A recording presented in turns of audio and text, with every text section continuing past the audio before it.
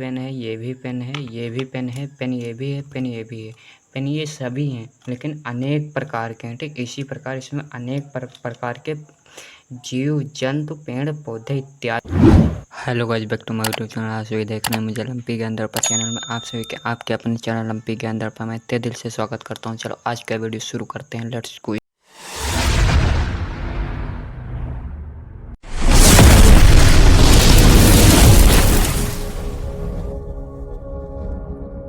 आज के वीडियो का टॉपिक है BSc third semester biology, BSc third semester zoology का है। ठीक, ये बेसिकली लखनऊ यूनिवर्सिटी वालों के लिए है। अगर तुम्हारे में चल रहा है ठीक और सिलेबस में ये इकोसिस्टम है तो आप इस टॉपिक को इस वीडियो के माध्यम से भी पढ़ सकते हैं, क्योंकि मैं इस वीडियो में डिटेल में इसको बताऊंगा। ठीक, ये BSc third semester Lucknow university zoology का इकोसिस्टम टॉपिक है। ठीक, आप सभी को इससे पहले बायोमेस, बायोस्फीयर और इकोटोन वगैरह, बायोजियोकेमिकल ये सब पढ़ा चुका हूँ। ठीक, और इसको देखने के लिए मेरे चैनल पे विजिट करिए और जाके देखिए सीरियल बाई टॉपिक पढ़े हुए, और इसी तरह से क्लास चलते रहेंगे जब तक आपके एग्ज़ाम आएंगे। मेरी जिम्मेदारी है आप सभी को कोर्स पूरा करवाना। ठीक, अगर थोड़ा सा भी कोई भी डाउट हो स्टडी के रिलेटेड तो प्लीज़ पूछ सकते हैं, हर प्रश्न का जवाब आपको मिलेगा। ठीक, चलो ना देरी करते हुए शुरू करते हैं। Let's go start. सबसे पहले आपको इस तरह से टॉपिक डाल देना। ठीक, हेडिंग डाल लेना इकोसिस्टम। किसी भी जैव समुदाय का अपने अजैव वातावरण के साथ गहरा संबंध होता है। जैव समुदाय तथा अजैव वातावरण के संबंध को परितंत्र इकोसिस्टम कहते हैं। ठीक, फिर है तालाब, चरागाह, खेत, वन तथा वाटिका आदि सभी इकोसिस्टम के उदाहरण हैं। इसमें उदाहरण अगर पूछ रहा है कि इसके उदाहरण बताइए तो उदाहरण में आप सभी को क्या लिख देना है? तालाब, चारागाह जहाँ जानवरों को चरना है तो खेत छुटे होते हैं, और वन, वाटिका आदि सभी इकोसिस्टम के उदाहरण हैं। ठीक, और फिर चलते हैं आगे की ओर। आगे देखिए क्या इसमें कहा गया है। इकोसिस्टम दो टाइप के होते हैं। ठीक, सबसे पहले जैविक घटक, अजैविक घटक। ठीक, बायोटिक कंपोनेंट्स और ये अजैविक घटक। ठीक, बायोटिक कंपोनेंट्स देखते हैं इसमें क्या बताया गया है। जैविक घटक के अंतर्गत उनके जैविक घटक के अंतर्गत अनेक प्रकार के जंतु और पेड़ पौधे आते हैं। ठीक, आप समझ सकते हैं कि जो बायो कंपोनेंट्स है इसमें जैविक घटक के अंतर्गत अनेक प्रकार के, यानी कि इसमें कोई प्रकार है नहीं, अनेक प्रकार के जंतु और पेड़ पौधे आते हैं। ठीक, अनेक प्रकार कहने का मतलब है जंतु, इसमें काफ़ी प्रकार के जंतु आते हैं। आप सभी जिसे देख सकते हैं, आप सभी को मैं उदाहरण के तौर पर बताता हूँ कि इसमें जंतु की जगह पर लिखा हो कि अनेक प्रकार के पेन आते हैं। तो ये भी पेन है, ये भी पेन है, ये भी पेन है, पेन ये भी है, पेन ये भी है, पेन ये सभी हैं लेकिन अनेक प्रकार के हैं। ठीक, इसी प्रकार इसमें अनेक प्रकार के जीव जंतु पेड़ पौधे इत्यादि आते हैं। ठीक, और फिर है उत्पादक, उपभोक्ता और अपघटक। मतलब इसमें कुछ प्रोड्यूसर होते हैं। ठीक, इसमें कुछ प्रोड्यूसर होते हैं, कुछ कंज्यूमर होते हैं और कुछ डिकम्पोजर होते हैं। मतलब कुछ उत्पादक होते हैं। ठीक, प्रोड्यूसर जो प्रोड्यूस करते हैं, कुछ होते हैं उपभोक्ता मतलब खाने वाले कंज्यूमर, और कुछ होते हैं अपघटक मतलब उसको डिकम्पोज करने वाले, उसको एक प्रकार से जैव रासायनिक खाद में उपघटित करने वाले। ठीक, फिर उत्पादक सबसे पहले इसमें देख लेते हैं, यानी कि प्रोड्यूसर। भोजन बनाने की क्षमता केवल स्वपोषी अर्थात हरे पौधों में ही होती है। कह रहा भोजन बनाने की क्षमता केवल स्वपोषी अर्थात हरे पौधे में ही होती है। ऐसा तो है नहीं कि आपका सूखा हुआ पेड़ है उससे कहो कि फल लग जाए, आम लग जाए, उसमें एक्सपेक्ट करो कि सीजन आ रहा, आम का सीजन आ रहा तो उसमें आम लगेंगे सूखे हुए पेड़ में। तो ऐसा नहीं, केवल उसी में लगेंगे जो हरा भरा होगा। ठीक, ठीक है, समझ गया। तो उस हरे भरे को कहते हैं स्वपोषी पौधे एवं हरे पौधे। ठीक, उनमें उत्पाद कहते हैं। तो इनमें क्लोरोफिल हरा वर्णक होता है, जो हरा होता है उस किसके कारण होता है, वो क्लोरोफिल के कारण होता है, ठीक। इसलिए हरे पौधे सूर्य के प्रकाश से प्रकाश संश्लेषण क्रिया द्वारा भोज्य पदार्थ का निर्माण करते हैं। मतलब जो आपके पौधे होते हैं, ठीक, और इसमें पत्तों में क्लोरोफिल पाया जाता है, और ये सूर्य से प्रकाश संश्लेषण, मतलब इनका भोजन जो है ये सूर्य के द्वारा प्रकाश संश्लेषण के द्वारा अपना भोजन का निर्माण करते हैं, ठीक। तो इसकी थ्योरी क्या है, भोजन बनाने की क्षमता केवल स्वपोषी अर्थात हरे पौधे में ही होती है।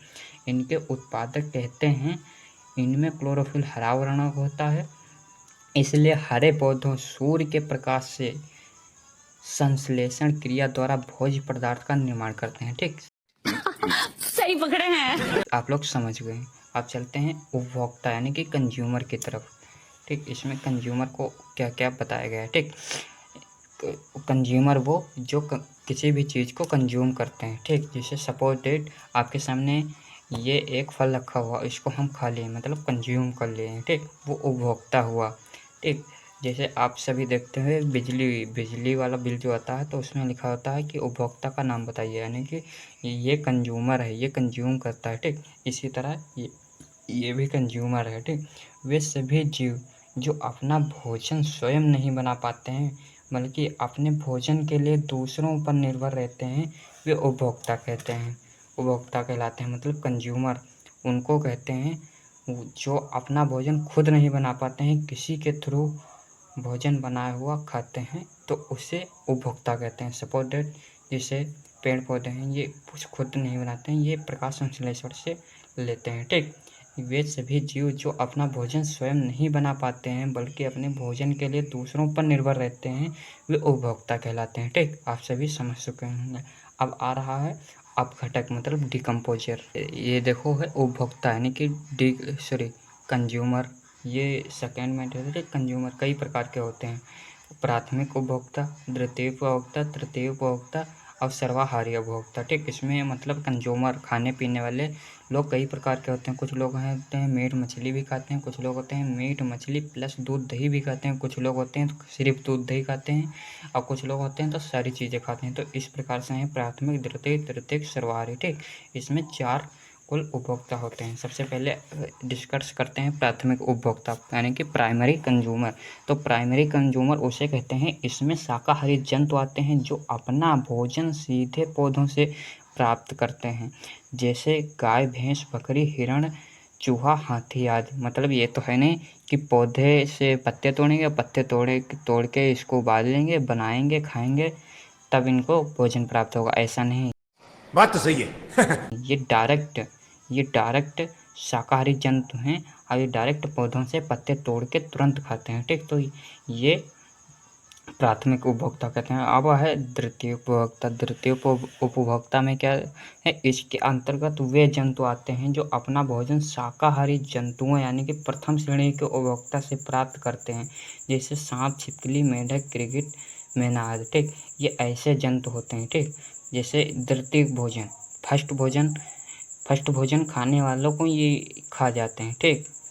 अब जैसे इसमें बताया गया है शाकाहारी जंतुओं प्रथम श्रेणी के उपभोक्ता, जैसे इस कोई दूसरा चूहा जो है वो अनाज खाता है, ठीक। और उसको सांप ने निगल लिया। छिपकली जो है वो कीड़े मकोड़े को निगल लिया। मेंढक जो है कीड़े मकोड़े को निगल लिया। तो ये ऐसे शाकाहारी गिरगिट, मैना इत्यादि ये सब कहलाते हैं, ठीक। और फिर है तृतीयक या उच्च उपभोक्ता। इसमें द्वितीय श्रेणी के जंतुओं को खाने वाले जंतु आते हैं, इसलिए इन्हें मांसाहारी जंतु भी कहा जाता है। इसमें द्वितीय खाने वाले जंतु मतलब जो इससे पहले आप सभी पढ़ चुके हैं, इनको खाने वाले जंतु आते हैं, जैसे शेर, चीता, बाज, गिद्ध, बिल्ली। ये शेर जो है वो मांस खाता है, चीता भी मांस खाता है, बाज भी मांस खाता है, गिद्ध भी मांस खाता है, बिल्ली भी मांस खाती है, ठीक। इसलिए तृतीय हो गया। अब फिर क्या है अपघटक मतलब डिकम्पोजर, जो उसको डिकम्पोज करते हैं, ठीक। वो ये सूक्ष्म जीव हैं जैसे मृत जीवों, कवक व जीवाणु आदि। उत्पादक मृत पौधों एक उपभोक्ता जंतुओं के मृत शरीर को सरल यौगिक में अपघटित कर देते हैं। ठीक, मतलब किसी जंतु को इन्होंने ऑब्जर्व किया, खाया और उसको सरल यौगिक में डिकम्पोजर कर दिया। ठीक, उन्हें ये अपघटक यानी कि डिकम्पोजर कहते हैं। अब सेकेंड वाला है अजैविक घटक। देरी करते हुए देख लेते हैं, ये भी थोड़ा वीडियो लंबा होगा तो मैनेज कर लीजिए। ठीक, आप सब लोग। अजैविक घटक मतलब अबायोटिक कंपोनेंट्स। इसमें निर्जीव वातावरण आता है जो जीव घटक को नियंत्रित करते हैं। ये घटक हैं वायु, जल, मृदा, खनिज, प्रकाश, ताप तत्व व नमी आदि। इसमें अजैविक घटक में ऐसे निर्जीव वातावरण आते हैं जो जीवी घटकों को नियंत्रित करते हैं, मतलब उनको जीवित रखते हैं। ये घटक जैसे वायु है, जल है, मृदा, खनिज पदार्थ, ठीक, इस प्रकार के आते हैं। ठीक, और उसके बाद है अकार्बनिक पदार्थ मतलब इनऑर्गेनिक सब्सटेंस। इसमें मृदा, फास्फोरस, गंधक, लोहा, कैल्शियम, मैग्नीशियम आदि के लवण, जल तथा वायुमंडल की गैसें जैसे ऑक्सीजन, नाइट्रोजन, कार्बन डाइऑक्साइड आदि शामिल होते हैं। ये अकार्बनिक पदार्थ हैं, यानी कि इनऑर्गेनिक सब्सटेंसेस हैं।